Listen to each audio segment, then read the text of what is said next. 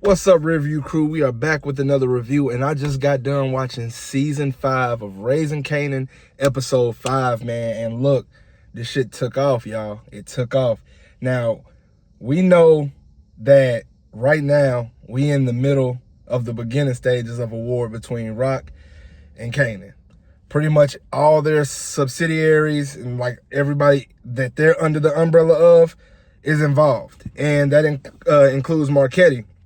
Marchetti has the relationship with the one guy with the glasses, the Italian dude, who I thought, they were bigger than him and Raq. But he made a valid point, though. He's like, look, she's one of my highest earners. She pays on time. Think about it as a landlord.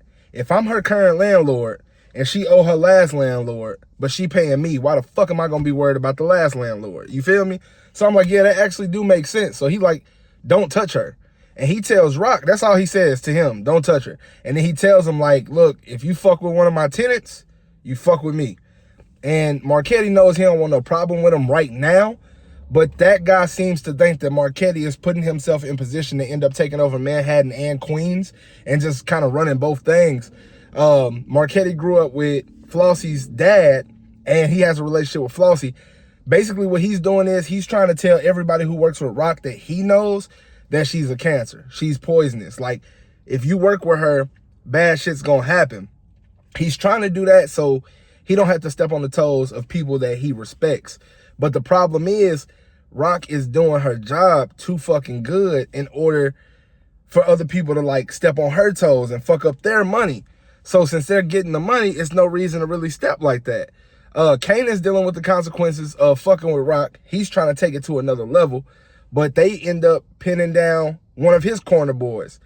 And when Marvin hits him on the bike, he takes him in. They question him.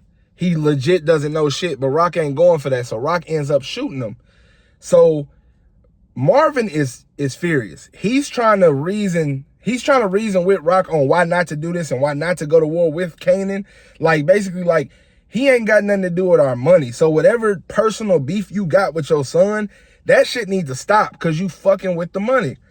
She has no choice but to tell Marvin that Kanan is the one that killed Lou. Now, we've been seeing Marvin this entire season be hell-bent on finding the person that killed Lou, trying to take down Unique, and Unique's nowhere in sight. So this right here infuriates him to the point where he like, I don't give a damn if it was you that killed my little brother. Whoever it is dying. And Marvin goes to Kanan's house and Juke's there. Thank God Juke is there. Because he get to banging on the door.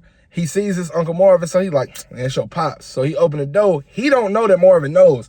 Marvin beats the shit out of Kanan. I mean, it was a gruesome scene. Like, I'm going to try to find the clip so I can put it at the beginning of this video. But it is crazy. Like, he like dog walks this man. And I'm just so interested to see how it plays out because of the fact that Kanan and Breeze have been such menaces, and they have like joined forces in a way that is going to be dangerous for everybody. And we know their stories. Like, we know their outcomes, rather. Like, we know that they're not dying right now.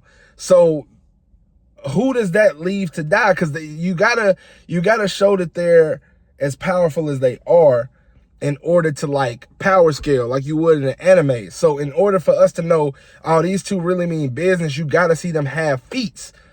Could those feats include killing Raq or killing Marvin or killing Marchetti or the cop that it was on the famous case? Like, things like that have to happen in order to put these guys up here on a pedestal. And that's what I think is the most scary moment, because Marvin is never mentioned in power. So it's like, he probably dies. And Kanan says, I had to go see my mom, when he's talking about Raq, but that could be her being in the ground. We don't know her outcome.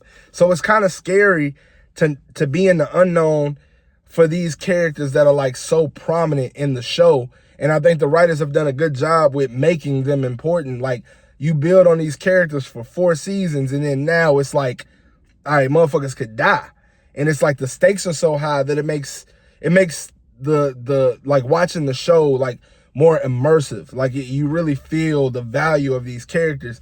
And man, I'm so excited about that, man. I'm just scared to see what ends up happening, because hey, Kanan and Breeze, bro, they ain't nothing to play with, but neither is Raq and Marvin. So this shit could go anywhere, and the war is just now beginning. We see clips of next episode where Marvin's not even done. He's still trying to get his revenge on Kanan, kicking in the dope spot, probably about to take his work, all types of shit before he can get his hands on Kanan again.